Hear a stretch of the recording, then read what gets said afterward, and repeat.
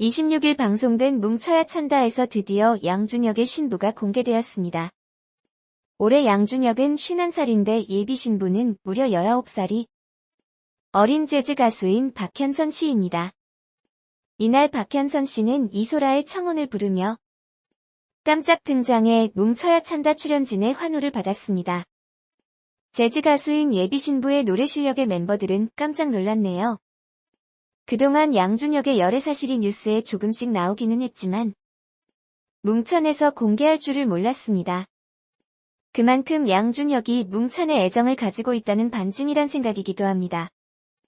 양준혁은 결혼할 섹시다라고 정식으로 예비 신부를 소개하며 12월 5일 고척돔 야구장에서 한다고 알려 열렬한 축하를 받았습니다. 방송을 보면서 동생과 나이 차이가 19살이란 이야기에 그저 놀라기만 했네요. 양준혁 나이는 1969년생으로서 올해 51세입니다. 그리고 양준혁의 아름다운 신부가 될 박현선 씨의 나이는 1988년생으로 알려졌습니다. 연도로 말하면 감이 잘 안 옵니다.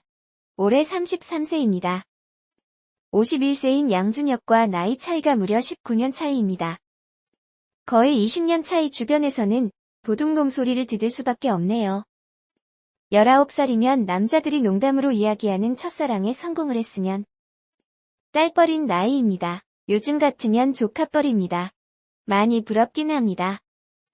방송에 나온 박현선 씨의 모습을 보고 양준혁이 잡혀 살 것 같다는 이야기를 동생과 했습니다. 뭐가 중요하겠습니까? 행복하게 잘 살면 되는 거죠. 방송에서는 양준혁의 결혼식이 언급됐습니다. 멤버들은 축가는 홍철이 형이 하면 되겠다고 말해 웃음을 안겼습니다. 양준혁은 결혼식 사회로 김성주를 발았다. 김성주는 냉풍기 바람 쐬면 해야 하는 데라고 너스레를 떨었다. 이런 대화를 보면 김성주 씨가 사회를 볼 듯합니다. 정영도는 김용만에게 결혼한다는 것에 대해 결혼이 얼마나 좋은지 얘기해달라고 요청했고 결혼 22년차 김용만은 헛웃음을 지으며 아름다운 구속이랄까? 라며 예상치 못한 질문이었다고 말해 웃음을 더했습니다. 이날 박현선 씨는 아버지께서 양 선수가 나이가 너무 많다고 반대하셨었다고 처음에 반대했음을 말했습니다. 그는 오빠가 너무 성실하지 않나. 선수 생활도 다른 사람들보다 더 길게 했을 정도로 성실한 면모를 부모님이 높게 샀다. 그리고 제가 너무 오빠를 좋아하고 오빠를 만나서 더 잘 먹게 되고 살이 찌니까 부모님이 좋게 보셨다고 허락을 받게 된 이야기를 털어놨습니다. 양준혁은 대구에 가서 저희 부모님께 보여드렸더니 숨도 안 쉬고 그 자리에서 허락하시더라며 환하게 웃었다. 양준혁은 선수일 때부터 성실한 사람이었습니다. 스캔들이나 불미스러운 일이 없이 운동만 열심히 한 것으로 알려졌습니다. 양준혁은 자신의 예비 신부를 가르쳐 천성이 착하고 심성이 곱고 경제관념이 뚜렷하고 자신의 노력으로 성공을 이루어낸 여성이라 칭찬을 했답니다. 실제로 양준혁의 신부가 될 박현선 씨는 주변 사람들에게 똑부러지고 착한 사람이라는 평가가 많다고 합니다. 이들은 러브스토리를 이야기하다 애칭에 대해 언급했다.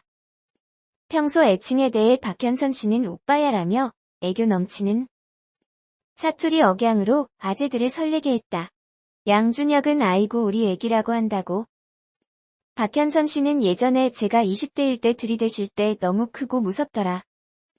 악몽까지 꿀 정도라며 제가 이렇게 변한 게 너무 신기하다. 지금 너무 곰돌이 같고 귀엽고 잘생겼어요 라고 애정을 보였다. 그러면서 사귀고 많이 무뚝뚝하긴 하지만 하트. 눈빛을 보여주고 가끔 노래도 불러준다고 자랑했습니다. 이상형 월드컵을 진행했지만 박현선 씨는 저도 콩깍지가 쓰였지만 객관적인 눈이 있다면서도 양준혁이 이상형이라고 말해 사랑을 얻으시고 시력을 잃으셨네라는 말을 들었습니다. 이후 박현선 씨는 양준혁을 위한 사랑의 세레나데를 열창했고 정영돈의 제안에 따라 양준혁은 러브라는 단어가 나올 때마다 예비 신부에게 뽀뽀를 했습니다. 양준혁과 박현선 씨의 두 사람의 러브스토리도 공개됐습니다.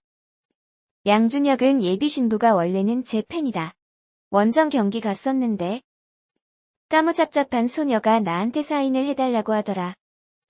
사인해달라고 하는데 매직이 없었다. 없어서 제가 사인을 못 해줬다. 그게 마음에 걸리더라고 회상했습니다. 박현선 씨는 미니홈피 시절 방명록에 남겼습니다. 너무 아쉽게 사인을 못 받았어요 라고 남겼었다며. 그런데 선수님께서 기억을 해주신 거다.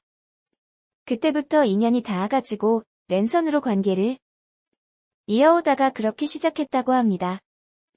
양준혁은 쪽지를 주고받다가 은퇴식에 초대를 했다.